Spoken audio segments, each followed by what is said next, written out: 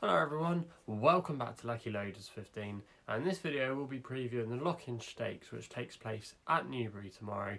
It's over a mile and it's a Group 1 contest and often throws up quite a lot of good winners throughout the years, and also as well some of the leading jockeys and trainers have won this race as well in the history of the race. And in this video we'll be going through some of the key trends of the winners in recent years, and we'll be taking a look at this year's lineup to hopefully try and find the winner of the race, and I'll be giving you my top 3 selections at the end of this video on what I think is going to come out on top. So without further ado, if you're used to these big race previews, you'll see on the graphic now coming up on the screen the last 10 renewals of the race, and probably the most striking thing about those trends in the last 10 years is the average age of the winner, and that's 4 years old. You've had quite a lot of 4-year-olds. 8 of the last 10 have been 4-year-olds that have won this race, and that's going to be a notable factor when we go to this year's race, which we'll take a look at in a little bit. But that's definitely something to bear in mind. Older horses don't have a particularly strong record in the race.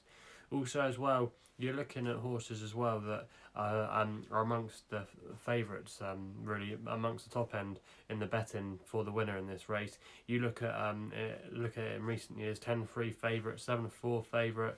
You've had 11-8 odds-on favourites earlier in the decade when you had Frankel, Camphor Cliffs, Paco Boy. You're looking at horses really that are going to be at the top end of the market, and it's kind of maybe a sit back and watch job really. But I think this year there could be a bit more value out there, and we'll speak about that as well. Also as well, you've had some of the top jockeys win it: Ryan Moore, William Buick, Frankie Dettori, Sylvester de Souza, Richard Hughes back in the day, Richard Hannon, Junior and Senior. Aidan O'Brien has won it last year. You've also as well got the likes of Roger Varian. John Gosden hasn't won the race for a while. That's interesting.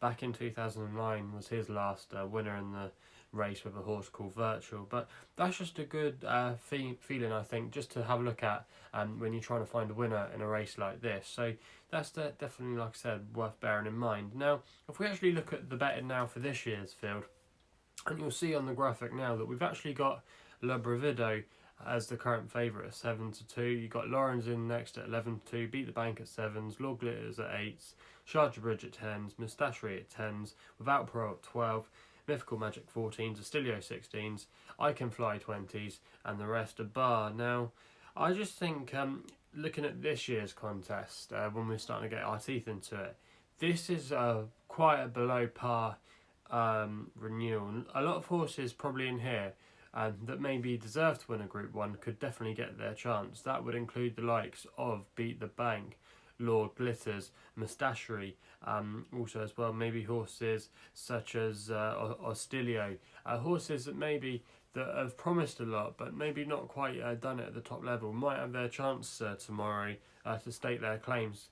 Because really, there's no standout 4-year-old superstar. Without Pro is a 4-year-old, but he's got a lot of question marks to answer. Mythical Magic has never really been a top-end horse. He could improve as a 4-year-old. He did win out in Dubai, but he might just lack the need of a run, and that could be a bit worrying. And if he was more prominent in the betting, then I think you'd have to strongly fancy his chances. But the fact he's 14-1 suggests that Charlie Appleby's team don't really rate him. But yeah, it's not like the best. Lawrence is up there prominent, but I think she'll need the run, and I think she won't really like the quick ground. I think she'll prefer a bit more cut in it.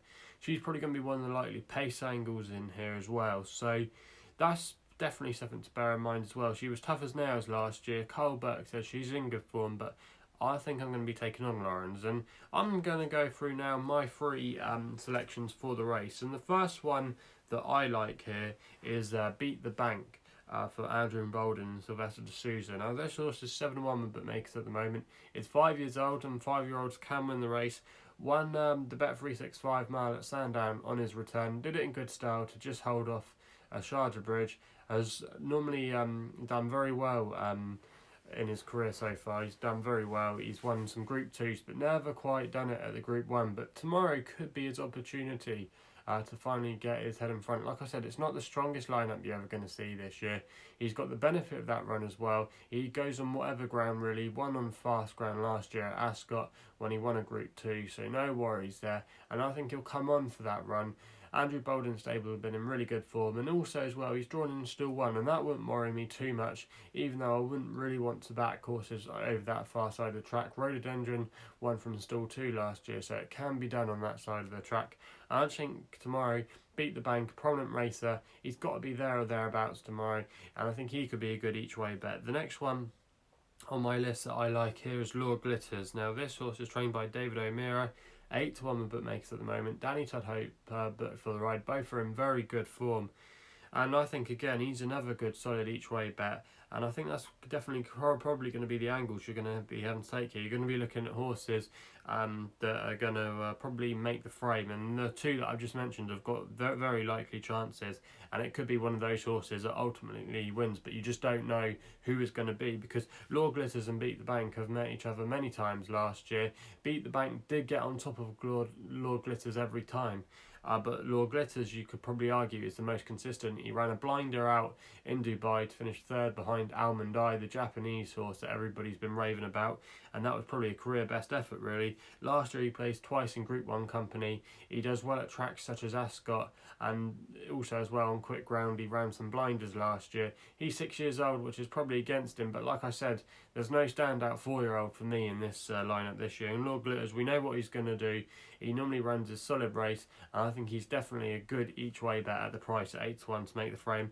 The other one I thought could be interesting here was Sharja Bridge at 10 to 1, trained by Roger Varian. Just was touched off by Beat the Bank last time out in that Group 2 at Sandown, and was a progressive horse last year through the handicaps. Won on his reappearance this year at Doncaster in good style, and I think maybe he could be the lightly type of Roger Varian's that does well with age and experience, and he could definitely come on for that run last time out. 10 to 1 again, he could be a solid each way stick, and to be honest, they're probably my 3 that I would stick if I was going to have a bet in this field. Libravideo, I don't think he was up to par last time out for Aidan O'Brien, even though he is a class act. For me, I just couldn't touch him at the price.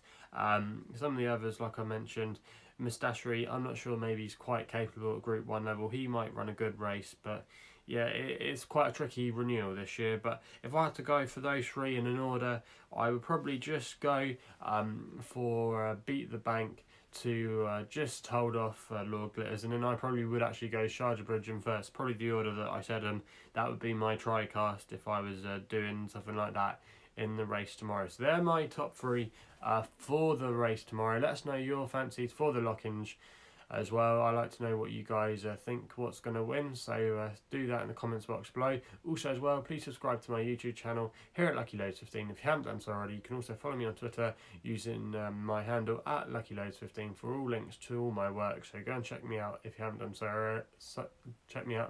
already over there. And that's all I've got to say, so please gamble responsibly. Hopefully we can have the winner of the Lockinge tomorrow, and we'll be seeing you soon.